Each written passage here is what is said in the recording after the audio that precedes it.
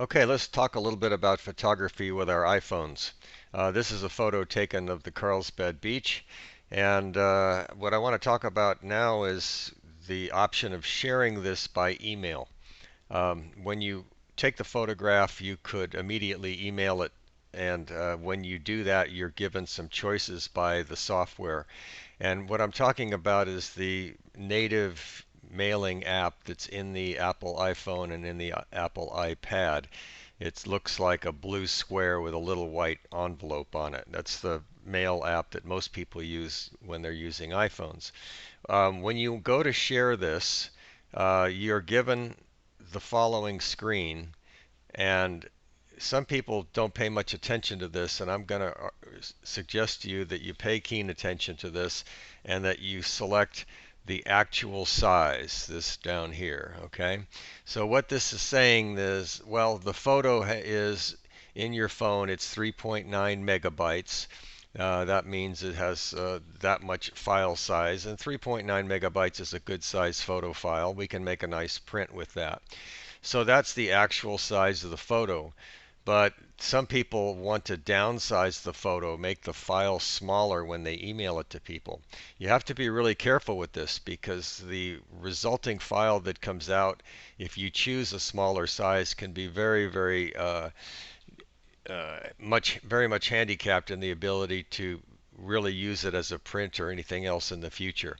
So I've designed something here to illustrate this point. Um, Let me bring this file up for you. Um, this is the screen you just saw, and this is the consequence of these different choices you make. So here is the original file, and when you send this to yourself using the actual choice, it comes in at 3.9 megabytes. It tells us down here that it's going to be 3.9 megabytes. But more importantly, as a photographer, you're concerned about how many pixels are in that file. And you can see this is a nice healthy file with over 4,000 pixels wide and over 3,000 pixels tall. And when you go to make a print, it's all about pixels. You need somewhere between 200 and 300 pixels for every inch of a print that you want to make. So here's the point. Look what happens. Look how fast the size falls off when we go to the large, medium, and small. Look at the difference in the consequence of printing this image between actual, large, medium, and small. Small is they ought to call it tiny. I mean, it is absolutely tiny. If you wanted to make a print with the small image, you would divide 320 by roughly 300 and you'd have a 1-inch print. Okay? So be careful when emailing. The other thing is never, never, never text a photo to somebody if that photo is going to be used for any kind of photo project.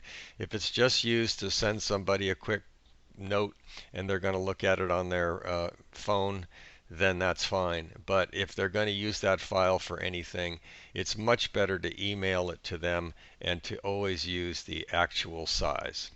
Okay?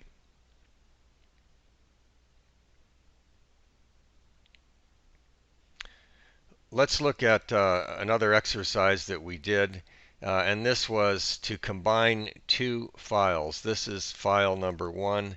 This is a screen capture of a genealogy page describing the history of a particular family. And the person that did this made two different captures. Maybe they took a snapshot with their phone or they did a screen capture using their computer. And there are two different ones, okay? This is page one where the name of the family appears here, and this is continued on page two.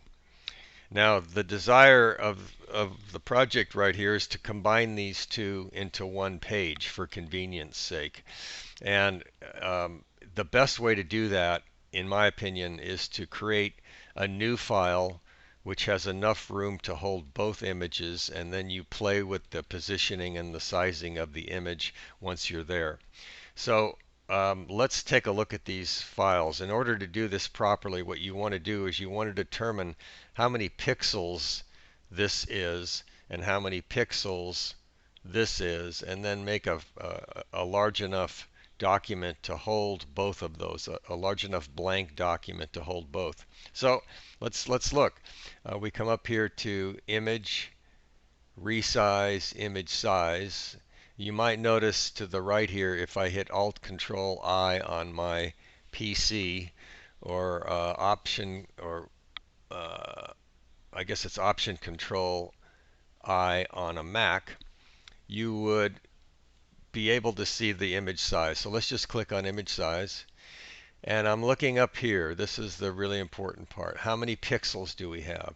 Well, it's 376 pixels wide, which is not very much. And that's what happens when you do a screen capture. And it's about 550 pixels tall. So if we're going to combine two of these on the same page, let's look at the other one. I'll say cancel to this. Let's look at the other one. Let's use the Alt Control I. This is 360 pixels wide, about the same, and it's 300 pixels tall. So based on this, I'm just going to make a rough new document. I'll cancel this. And here's the new document that I made. Gee, Mike, how many pixels is it? You might be asking. Let's check that. It's 400 pixels wide and it's 800 pixels tall. That should be more than enough to accommodate these different documents, right? All right, so let's figure this out. Now I'm going to come down in my photo bin and I'm going to drag these up onto the new document. So the document here is a plain background over here. You see it in the Layers panel. And we know how to do that. We did the File, New, File, New, Blank File. And we went in and we specified how many pixels we wanted and what the background color would be.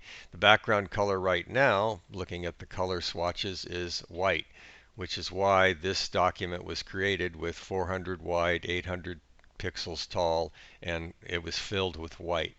So let me cancel this. We're not doing a new one.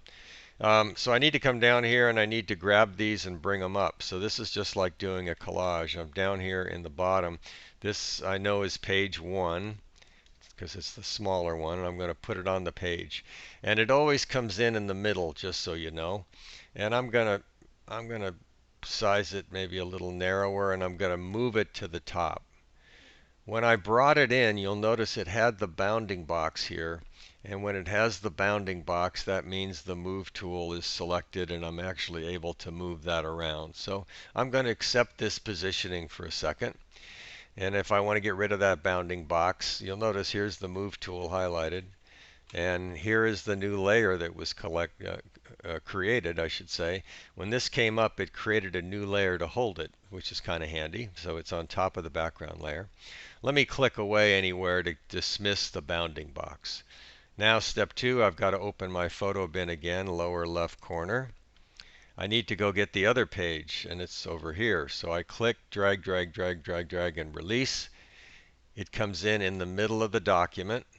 I'm going to scale it by grabbing a corner and moving it down. I'm going to bring it over here. And at this point in time, I'm just kind of playing around.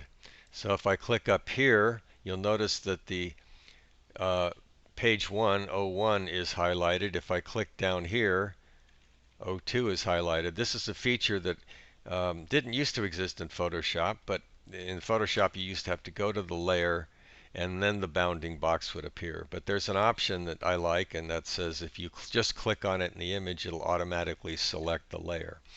Let's go back to the top one, and let's make it a tiny bit bigger. Drag in the corner. Let's bring it over here and make it kind of adjoining, butted right up against that. Now let me go in and I'm going to zoom in and I'm going to look at that little edge, and it's nice and tight. It's not exact, but you know, hey, it doesn't need to be. You can spend as much time as you want doing this. So we've now accomplished the project of combining all these things into one file. Okay, this is one file. The name of it is up here, Yoder Combined. because I gave that Yoder combined name when I created the new blank white file. And now they're all together, okay? And now we would do a, if you want to come back and work on this later, you would do a file, save as, and you would call it yodercombined.psd. Okay, we want to say PSD, and we'd save it. If you want, you might want to create a JPEG, and maybe you want to crop the white stuff out. Okay, well, let's get the crop tool. Let's come over here and crop it a little tighter around there. You might want to crop all the white out entirely. That's up to you. In fact, let's do that. Might look a little better. Let's bring this corner in a little bit. Now you could say File, Save As, and you could make this a JPEG. Yoder combined JPEG, and you'd save it, and it would say what quality, and you always want to save it at the highest quality, which is 12, and I'll say OK, and there we go. Okay, so from here you can do whatever you want. You could work on enhancing this, boosting the contrast. It's ready to be emailed. If you are content with the way it looks right now, you could put this in a photo book that you're working on, send it to a lab for printing, whatever you'd like to do. So I think that's a quick and easy way to do one of these combining multiple files into one file. Create one big file to catch them both, and then create them by assembling them. Okay, I hope that helps.